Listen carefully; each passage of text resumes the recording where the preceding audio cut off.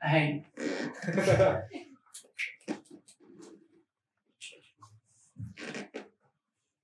God loves every person equally.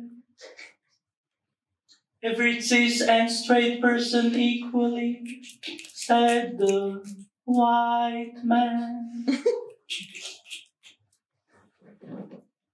Every sinner shall face eternal damnation in hell, but not those who use God as an excuse to be hateful, not them.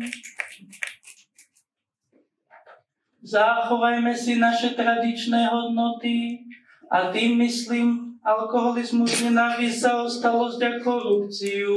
Veď načo byť tolerantný, keď môžeme zakázať interrupciu a tranzíciu? Fuck them.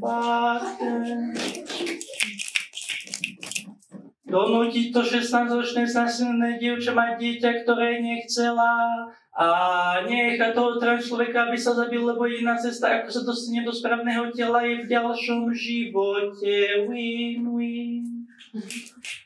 Perhaps you find it a little cruel mať morálny kompas založený na knižke, podľa ktorej je otroctvo cool. Leviticus. In other news, U.S. Christian group accused of covering up sexual abuse of minors.